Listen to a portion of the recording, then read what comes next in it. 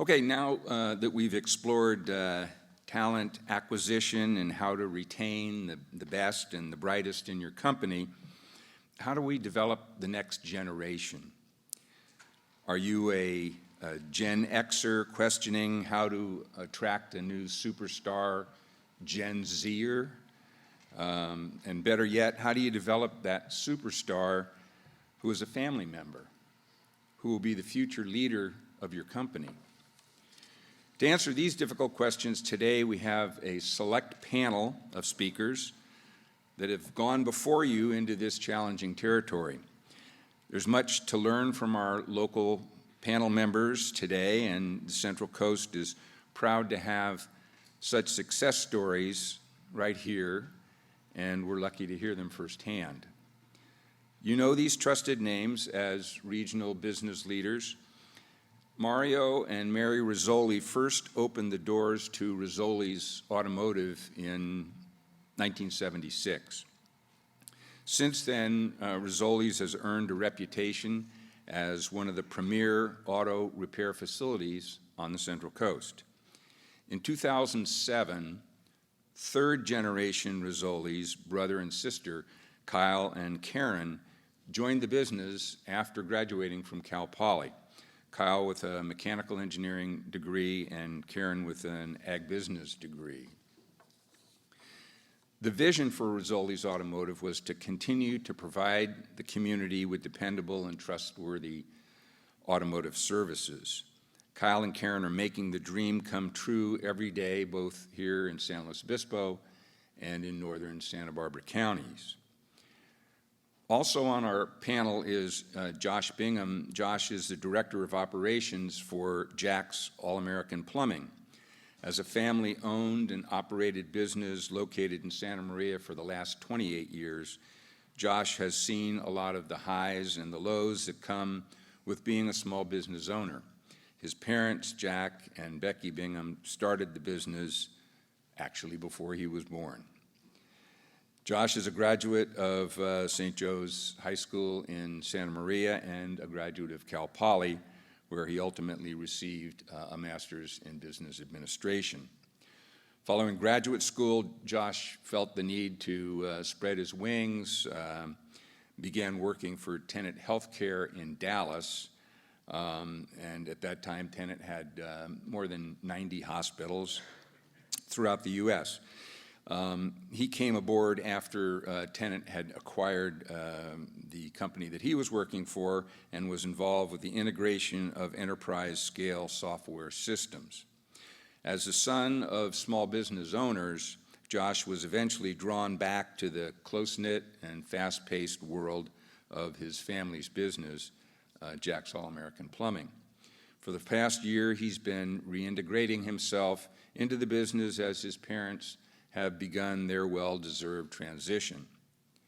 Our moderator for today's panel is Erica Crawford, who is the president and CEO of the Morro Bay Chamber of Commerce. Please welcome our panelists and our moderator.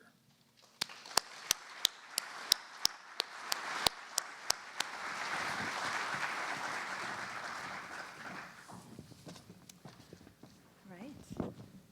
Are we on? Hello, everybody. My name is Erica Crawford. I'm from the Morro Bay Chamber of Commerce. Thanks for having us all. We've been having a good time in the green room, getting to know each other. Tons of fun.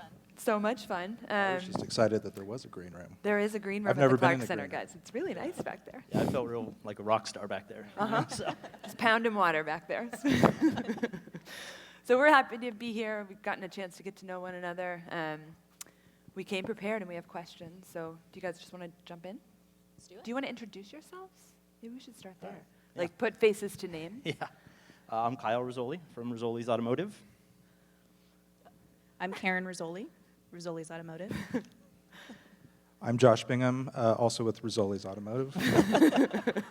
I'm Jack's All-American Plumbing. So we're going to jump in with the big one, I think. It's the what's your why. We like to talk about whys in business and what drives you and what motivates you. And you are all talented. We heard your bios. You had millions of opportunities and options at your fingertips, but you decided to get into the family business. So why have you decided to continue your family business? And we can start with you, Josh. Oh, thanks. Yeah, the why for me was, I think we were discussing backstage. I grew up around this business for my entire life, and whether I wanted to be involved or not, I was involved in the business. And I definitely felt around college that I wanted to go out and experience other things, and never thought that it would be for me. But as my parents were talking about making that transition, and, they were talking about, should we close the doors or should we sell it? And I didn't want to see, after everything that we had gone through as a family over the past 30 years, having gone through all that, I didn't want to just see it closed, or I didn't think somebody who would buy it, or if anybody wanted to buy it, whoever came along and took it, they just didn't deserve it based off what we had all gone through. And so I wanted to continue what we had all been kind of working on together. Awesome. Does that resonate with you guys as well? Yeah, absolutely. I think part of why Kyle and I wanted to go back into the business too was just we live in such a great community, and to be able to be a part of that, even on a small level, was really important to us. And same thing, we saw our grandparents and our parents really fight for this business for a long time, and they've created something really fantastic that it was an honor to be a part of. Nice. Yeah, we talked a lot about the community in the green room too. Yeah, community, and I'll say just the legacy, I think is part of it, to be in the third generation, knowing that, Grandpa and Dad literally built our building in San Luis Obispo, and we're still in the same building. I mean, that's pretty powerful stuff. Yeah. And I was a lot like Josh, where, I watched my dad and my mom work their butts off for years and watched the stress levels of running and building a business. I don't want a piece of that. And I was like, that looks hard. It looks really hard. That's crazy. So I was like, I'm going to go get smart and educated and go be a mechanical engineer and go do fun stuff. Yeah. And now look at us. Yeah. And the story is, I said, I was graduating, and there was an opportunity for me to come into the business. And I said, I'll give you 5 years. Right. And in that 5 years, though, obviously when you're 23, 24, you don't understand that this thing, as we know, as Rizzoli's Automotive, it's much bigger than me. It's much bigger than us. It's what it does for the community. And obviously it's 12 years in now, so but in more this, than doubled. yes, exactly. And I'm pretty much in for life at this point. But Excellent. what I saw was connection to the community, getting to live in such a beautiful place, as the Central Coast, and just the people. We have great employees. I love every single one of our employees. And then also our great customers. I mean, we're still taking care of customers that came when Grandpa was here. So you can't beat that. Yeah. I want to get into that a little bit in a couple questions just about communication strategies and having a different face, but before that, you are all clearly building on a successful business foundation that your family had established and that you guys grew up with. But what do you hope to grow or add or improve? Are there personal touches that you see in the business? And in your answer, if you want to talk about communication strategy on how you're getting those personal touches communicated, that'd be great. Do you want to start with us, Kyle? Move this way. Yeah, obviously, you're very fortunate to come into a business that has such a good base. And I think what Karen and I have looked at is we're not here to rock the boat, but we want to make it the best that we can be. And what can that be? And I could say, some of the things, that I've really brought in is it's more my engineering background. It's really the processes and procedures. We knew how to fix cars very well, but a lot of it was in Dad's head, or in our senior technicians' heads. So my job over the last decade has been extracting that information, writing it down, to make sure that everyone knows, how to do a brake job properly. So that's been a big thing that I've focused on. But then getting communication, what's one thing I'm not the best at times. I'm really good with spreadsheets and processes, procedures, and you forget that you actually have to talk to people at times. But getting better at it. Karen does a lot of that. though. Karen's, she is my HR and PR person. For good reason. Yes. But learning strategies, how to properly communicate, because that's what really drives our business, no matter what. It's our people. If that is why we are here today, and that's why we are continuing to grow, is because of our great employees and creating the next generation of leaders underneath Karen and I to take us in for another 30 years, as long as there's cars around, pretty much. And a fourth generation of Rizzoli's to take it over. Yes. It's amazing. How about you? Yeah, I think agreeing with Kyle, when we came into the business, I don't think that we realized the magnitude of it and what could potentially come out of it. And, it was one of those things where you don't know what you don't know until you start diving into it.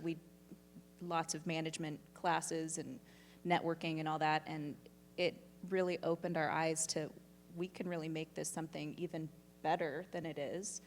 And Careful, your parents are in the front row. Oh, that's right. And to affect a lot of people's lives in the meantime with our employees and with our customers. And so it's just very powerful to kind of have that realization and be like, we can do this. We can do it pretty well, apparently, together. We haven't screwed it up yet. Yeah, that's what I heard. There were a lot of high fives. Yeah. Mr. Rizzoli, would you like to? Yeah, The third? the third. It's Josh. actually our uncle. With what they were just saying, I can definitely relate very closely, is that I also came in with, the company has had a very strong base, and I mean, selfishly, that of course plays into the decision. You're like, wow, this looks really great. But I think one of the things that you also mentioned is all that knowledge is kind of sitting in each individual's head, and how do you kind of get that down into processes and procedures, and how do you also not only communicate that internally, but how do you communicate that externally as well to your customers? And one of the things I think I've realized is when I started is there is kind of a stigma with plumbing and plumbers. Of course, a lot of people can think about that gruff plumber who comes to your house and there's, him, excuse me, but he has his plumber's crack out while he's fixing your sink. And unfortunately right now there's also a big change going on where a lot of those older generation plumbers are retiring, and there's a gap in the middle and not a lot of people kind of coming up behind. And that is due to kind of image as well. Mm-hmm. And I think we're trying to change that in our company, and that's one of the things I'm hoping to, as I kind of take over the reins, is, the plumbers we have are some of the most competent and capable individuals I've ever met. They didn't all graduate from a four-year university. Some graduated from high school and didn't really know what they wanted to do and kind of landed in this career field. But the things that they do every single day, the thinking outside of the box, they don't just do plumbing, they do carpentry, they're electricians and geometry and all of this. But that's not known, and I think, unfortunately, we have to continue as a company and as an industry, really kind of push that out to our customers, but also change the image of those people we want to bring in, is that we, at the end of the day, are providing true value to our customers and to the community at large. And so I think in the coming years, that will be one of my big goals. I may not change the entire industry or what have you, but I do want to change that image here on the Central Coast, so that's what I'm hoping to kind of bring. That's a great lead-in. So, I was going to ask everybody for an example of how the business has changed because of your influence, and it sounds like but is there an example of, have you changed the way you communicate or any kind of design? I only came back about 11 months ago, so it probably remains to be seen. Okay. If my parents were here, you could ask them how that's gone. But no, communication, as you said, is a big thing, and we were also talking about this backstage. It's interesting when you now work with your parents, and when you come back and your employees look at you and say, okay, well, who's in charge now? Mm-hmm. And kind of setting those roles, and communication is hard, whether you're communicating with your parents in a business or communicating with any other kind of coworker. It's something that we struggle and strive to do better on each and every day, and I think it just comes down to being able to sit down and have those honest conversations when you need to have them. Yeah. Would you guys say that there have been kind of concrete examples that that people are experiencing now that you're running the business? Yeah, I think, well, I could give Karen some really good props just from stuff that she's implemented with us, mainly from a marketing standpoint. It's just amazing what she's been able to do with social media and internet marketing, and I think that's really a big area where we've been able to keep pushing the growth is just from Karen's, ingenuity from that side. I'll let her dig into that later. But for me, a lot of what I was trying to do is, we've had two shops for a long time. They both said Rizzoli's Automotive on them for a long time. But when I came in, they operate as two separate entities. So a big thing that, it just kind of made sense to me was if I'm going to be jumping back and forth between both shops, they need to operate the same. So that gets back to my processes and procedures and make sure everything's standardized where we can move people between either shop and it doesn't, I guess kind of like the McDonald's influence. Where you could plug people in anywhere you go and they're going to be successful. So that's one of the bigger things that I think we have done, and just creating the model, what this is how every shop should operate. And then also really being much more collaborative with our employees, saying, hey, here's the processes and procedures that we have, but as we call them, they're called CBAs, or current best approaches. There's a reason it says it's current best. If you have a better way to do something, come talk to me. Let's make it better. So it's making it so every single person in the company is looking how to do something better. Like an example, we just hired a new shop assistant in Santa Maria, and he came to me last week and said, hey, I think if we use this type of pressure washer to wash cars, I could do it quicker, and it's going to save you money, it's going to use less water. And it's like, to me, it just made my heart melt. Like, I was like, it's like someone that just came in, he's given ideas, he's thinking outside the box. That's what makes me really happy. To kind of bounce off Kyle there, you did ask for an example, and you had mentioned spreadsheets before, and to go along the lines of communication, when I came in, there was no central hub where we could kind of track each project or what all the information, and so I naively implemented a spreadsheet, and I'm sure when I rolled that out, I did see eyes glaze over, and it was deer in the headlights look for a few of the employees, but as you said the other day, one of the employees goes, hey, where are we with this project? It hasn't been updated on the spreadsheet. And I was like, oh my gosh, it's working. Slowly but surely, it's working. The nerdiness is taking over the world. Kyle is the king of spreadsheets and graphs. I've never seen so many graphs in my life. It runs in the Rizzoli family, right? Yeah, exactly. Where to go with me? But it sounds like you've been doing things with social media and that communication. Yeah, I'd love so to hear that's about that. definitely more my focus. And although we had done some marketing and advertising prior to me coming into the business, it wasn't a focus, and it wasn't necessarily as strategic. And so I did a lot of research into different ways to market to different people, specific marketing. The most recent one we've been doing is geofencing and IP targeting, which has been really interesting and scary at the same time, how much they know about everybody. So that's been really helpful. Obviously, it's helped us get new customers and maintain current customers. And I think the combination of that and then with Kyle's spreadsheets, it's been noticeably different and That's push the great. business.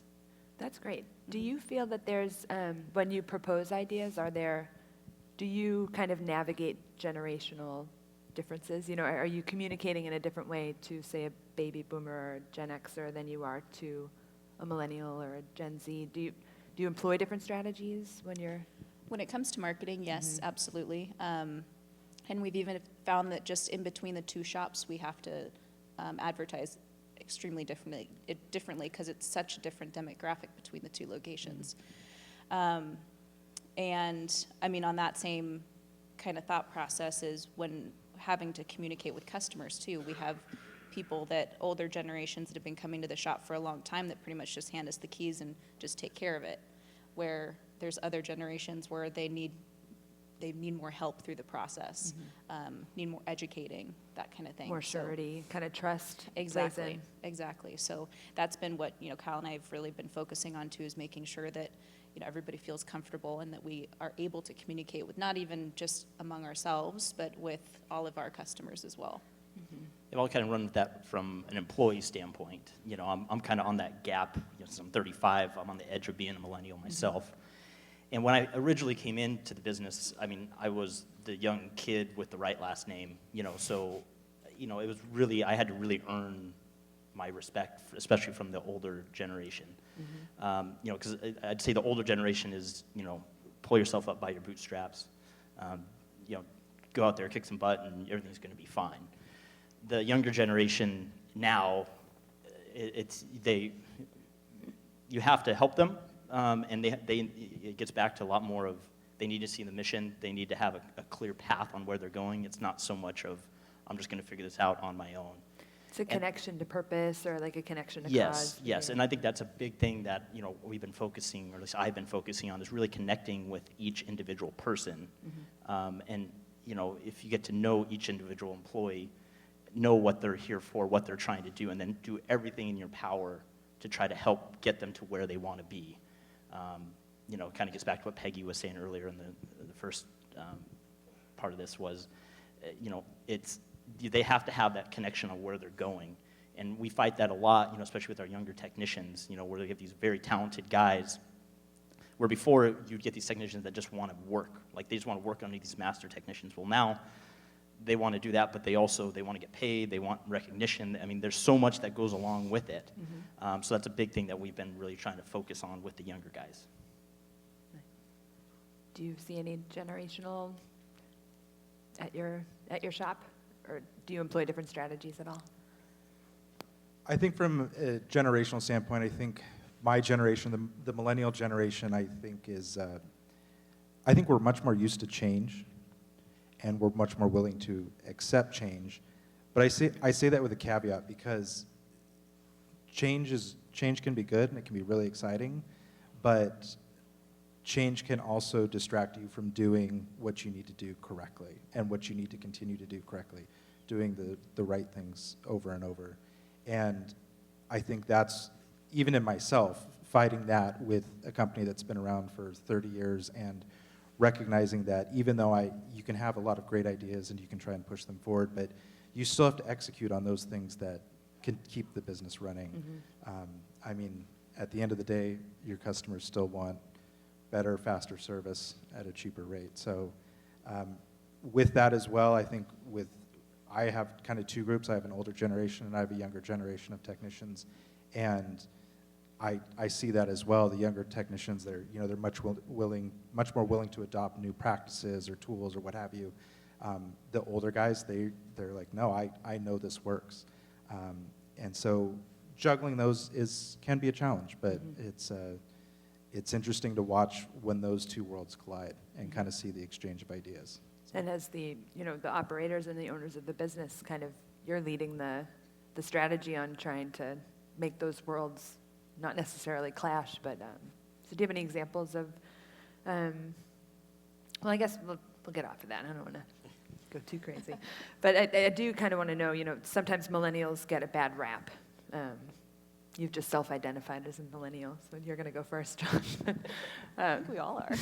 Are we all? We are, yeah. We're all guilty. I mean, I'm as a very Casper. sensitive millennial, I take offense to being, called That's what I'm here to do for right? you. Have you experienced, kind of having to buck the stereotype or say, hey, have you had to deal with that? I think from, if you want to buck the trend of being a millennial and actually give the millennials a good image, you really have to stop and listen. And I mean, I know that sounds cliche, and you need to listen more and speak less, but for those individuals who, in your organizations, especially if you're a younger leader, or no matter where you are in your role as a leader, if you're not willing to have the humility to kind of step back and ask questions of those you know have more experience, they can report directly to you, they can be outside of your organization, but you have to have the humility to ask questions, because I think, Karen, you said it perfectly, you don't know what you don't know. And so you won't know what you need to know until you have asked those questions. And so I think I self-identified as kind of struggling with that, is, you have these ideas and you want to execute on them, but you still need to step back and ask questions of those who have come before you and, kind of trod that path already. Yeah. Yeah, and I agree. Where I think it's to me, it's a pretty clear generational gap, because once again, I'm kind of sitting in the middle. You know, I can look at, you know, my dad's generation or look at Jack. These are guys that did everything on their own and didn't need to rely on anyone. And they got to where they're at because of hard work, you know, and, you know, being stressed out all the time and working, I mean, just relentless, like relentless. And I think the younger generation, there's a lot more focus on work balance lifestyle, where everything's not about work. I mean, I could look at my family as a good example where it's about work. You know, we're here to continue this legacy. The millennials, that's not, they want to have a little bit of everything, but that doesn't mean that they can't be good workers. You know, and I think that's the big thing is just, and like Josh says, it's communication with them. It's a lot more effort. You can't just throw them out there and say, you know, work hard. Right. Do these things and tell me when you're done. Exactly. This is why we're doing these things. Exactly. So it requires, I'd say, more of an individual. They can't just, you know, they're not just numbers. They're people. And if you relate to them as people, they could be great employees. And we have a lot of great millennials working for us that I love every one of them. Nice. We've also seen quite a few come through. It seems like the millennials are more, I want to say, flighty. Like they could just wake up one morning and decide they want to move out of state, and they'll do it. So there's a bit. I was that millennial. Yeah. Guilty also. Yeah, Carrie, you were it too. So there's a little bit more of a lack of loyalty with them, where when mom and dad and grandpa started the business, they had an employee that was with them from day one, up until pretty much Kyle and I came in, and apparently he didn't like that, he left, but. Leads right into the next question.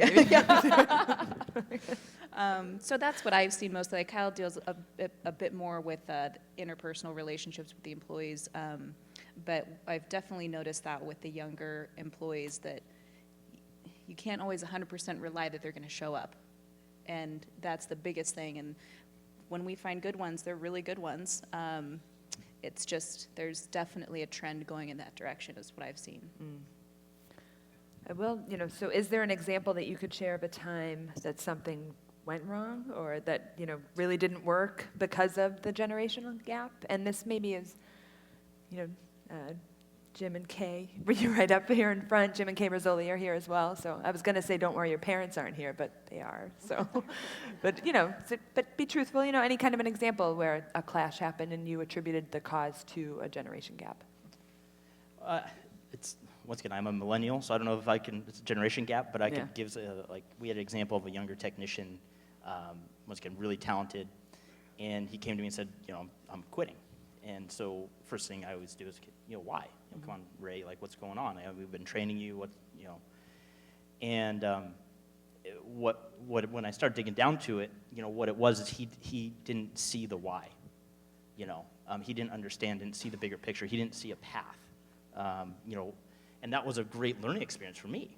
You know, I was like, well, shoot, you're right, you know. So because of that experience of, you know, because this young guy wanting to see this path and growth, we created a whole apprentice technician program, you know, where within 5 years you could go from being a shop assistant to be a A-level master technician making 6 figures a year. So I used it as a great learning experience, you know, because of him kind of, whatever, the flighty sense or, you know, not having that loyalty, but it made me learn and make our business even better because of that. That's great. Did you have one as well? Yeah, so I think an example of the different generations between like our parents and us is the older generation. Their management style of running the business was much more, they wanted to do everything themselves. And they were very, I don't want to say possessive because it's not really a great word, but like they owned it, right? They were very protective of it. And we found with the employees these days, and our management style is changing to where we have to be more open with our people so they can understand why we're doing things. We can't just go to them and be like, you need to do this just because I said so. They have to own it or else they're not going to do it. And they have to understand and get behind it or else anything we try to implement isn't going to work. And that's just the different personality types of the generations that are working for us now. Yeah, well, one step farther, it's really, if we're going to take a generational management style difference between, like, say, mom and dad and us, one thing that we really focus on is really trying to empower our employees. And to me, it feels really weird at times where it's like I'm not involved in every single little decision, because for years I watched mom and dad. That's how they ran it. That's how I ran it for probably the first 10 years. Yeah. So it's just been over the last couple of years where I've really been able to actually let go and empower the people below you, which actually makes a much better environment overall. And it's amazing. It allows us to focus on much bigger picture items, and not so worried about, like, was that wheel properly torqued on that car? Well, I understand if you empower the people below you, we know that it's done right. So I think that's the big generational gap or generational difference, I would say, from management style. Mine will be quick because Kyle stole my point. Don't be too quick. Sure. We only have one question left. So for an example, within about a month after I came back, I had switched our accounting software over to a new system off an older version, sitting on our desktops, to this new fancy whiz-bang online thing. It's on this thing called the internets, and So what is that? Yeah. Let's I'll talk tell you after. about it. Yeah, I'll tell you about it. I had really pushed it because I felt it was a better solution. It was easier to use, and it was more secure, stable. Yeah, there was a lot of pros. But when I rolled it out and I kind of told some of our staff members who were directly involved with that role, you would have thought I'd asked them to cut their hands off. And it did not go well. I had pure mutiny on my hands. And I, of course, initially emotionally responsive, you're frustrated, and you're like, well, yeah, you just don't get it. But Kyle, you made the perfect point. Is I never explained the why. I had said the what. I said, hey, we're going to try this new thing, but I didn't explain the why at all, and that was my fault. So of course, as a leader, it's your responsibility to explain, well, here's why I think we should do this thing. And when you have somebody who's been doing something a certain way for almost 2 decades, change is a threat. And so if you really want to enact change, enact positive change, you have to start with that why. And I think, of course, what I learned, I learned very luckily early on in hopefully this very long career, that if I can approach it from that angle, then I will be much more successful than I fail. And so I think that's one of my examples that I kind of took from that. Yeah, that's great.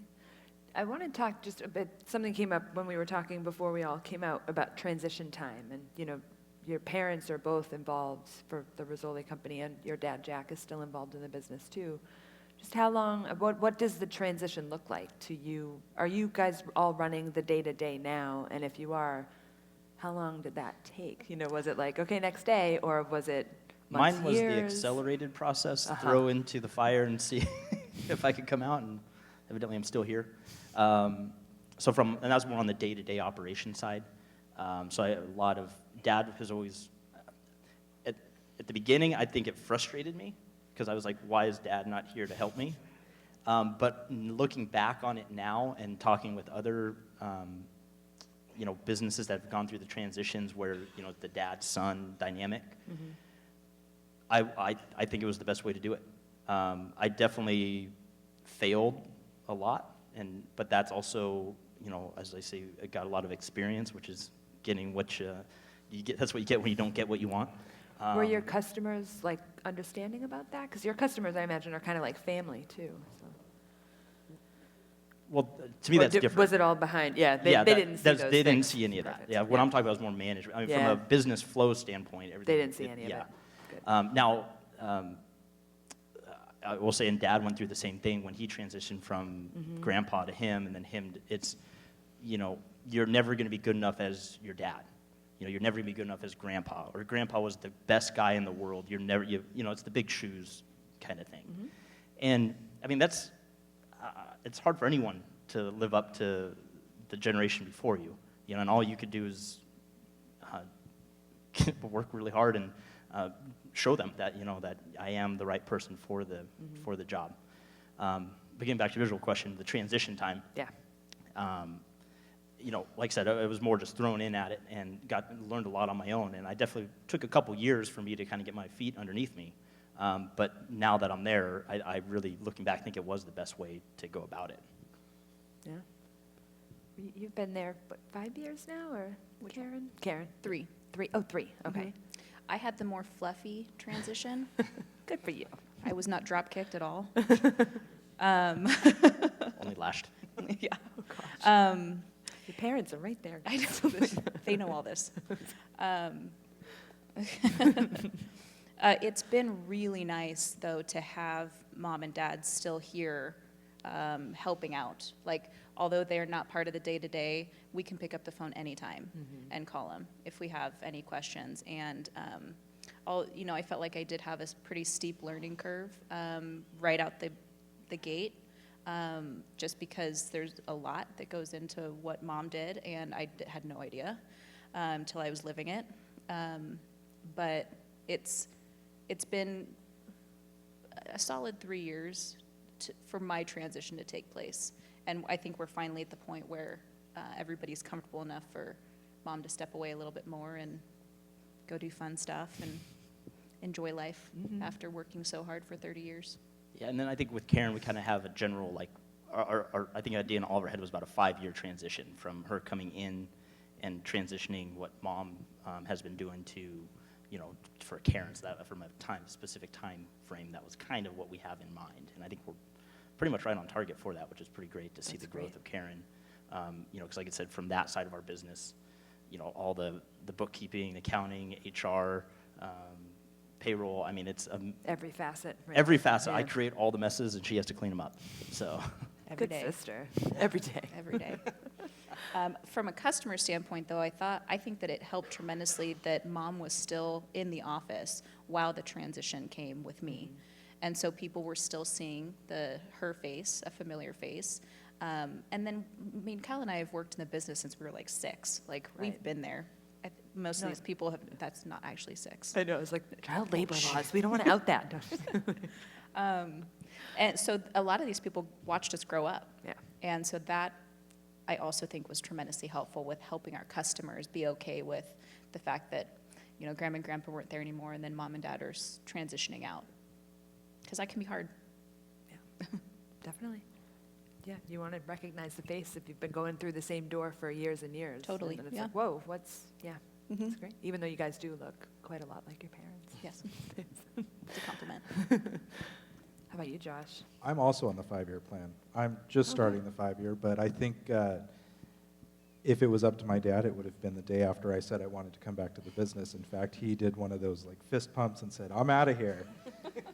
He was ready to book his flight to the next island or whatever he wanted to go live on. And so, but yeah, as I think we were talking about that in the green room, these types of transitions have happened for a very long time, and many have succeeded, many have failed, but there's no rule book, and each organization is different. And so I think as children of our parents who have started this or have run this business for a long time, there is still a lot to learn about how this is going to happen.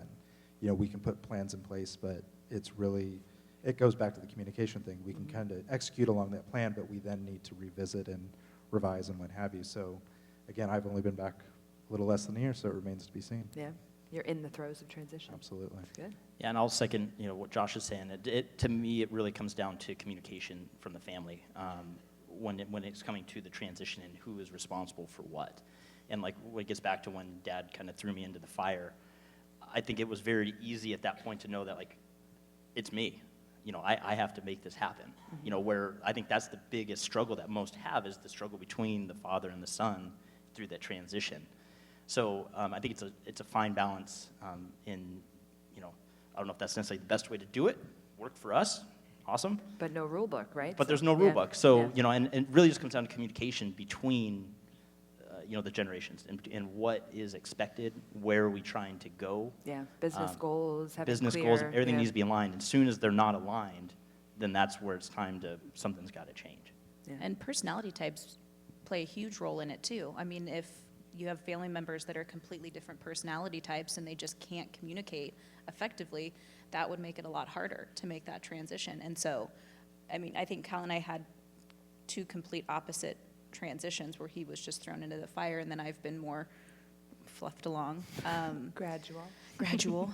But I've had to maneuver communication and personality types with having to work with my mom on a daily basis, which is great, mother. A lot of love here. I can feel it. Has not always been rainbows and butterflies. Yeah. But Mother-daughter being able- relationships, no way. But being able to, well, first and foremost, at the end of the day, put work behind us and not let it affect our family relationship. But then also to be able to sit down together and say, okay, something's not working. Let's talk this through and figure it out. Because if we can't do that, then we can't get anywhere. Yeah. And so we've had our share of those moments over a glass or 4 of wine. Good thing we live in wine country. I know. It's part of the reason we don't leave, right?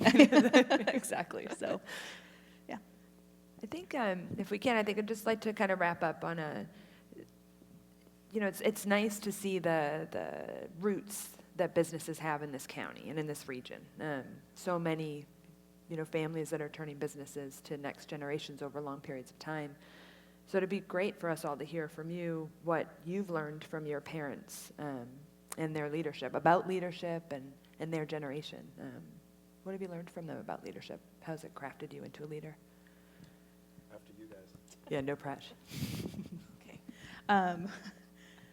I feel like I've learned almost everything from watching them over the years. They have been very strict leaders, but also very compassionate, and how they've taken care of their employees throughout the years, and understanding the importance of taking care of the employees and making them feel like family.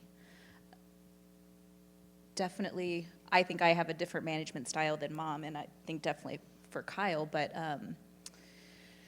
I think it's nice to have the balance between the two, and I can come across a little bit more passive, and then to have Mom behind me like, no, get after it, Yeah. has definitely helped me be a stronger leader, and so it's nice to have a lot of strong women behind you. Yeah, agreed. Yeah, what I learned from mom, dad, and grandpa and grandma, it's really focus on the people. You focus on, if you take care of your customers, they're going to take care of you.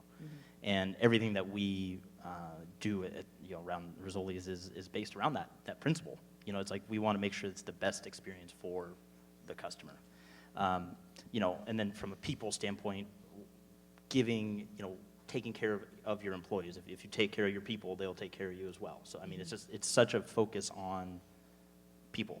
And care. Yeah, and genuine Yeah. caring, a service attitude, that we're here to take care of our customer.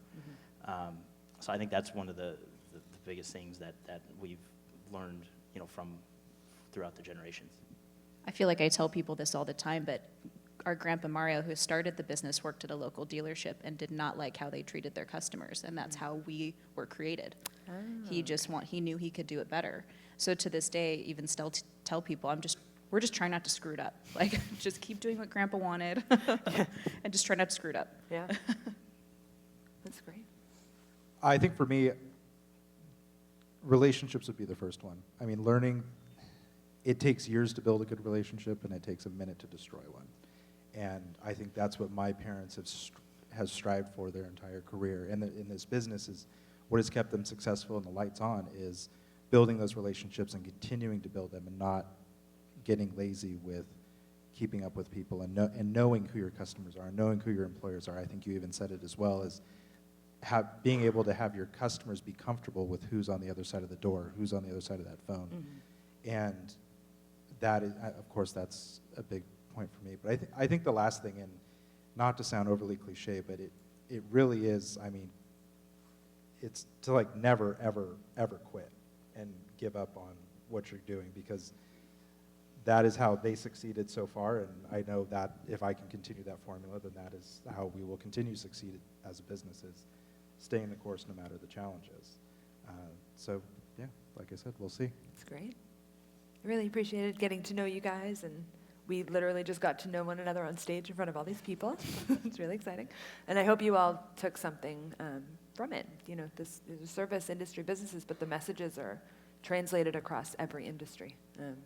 care, take care of your people, and never quit. Pretty good? I think. Thank you. Thank you. Thank you very much.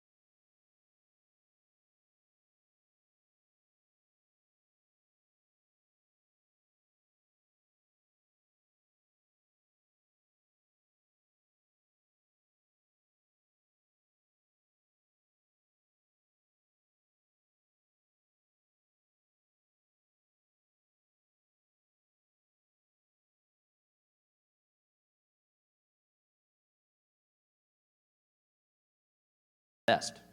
If you have a better way to do something, come talk to me. Let's make it better. So it's making it so every single person in the company is looking how to do something better. Being able to have your customers be comfortable with who's on the other side of the door, who's on the other side of that phone. You know, everybody feels comfortable and that we are able to communicate with not even just among ourselves, but with all of our customers as well.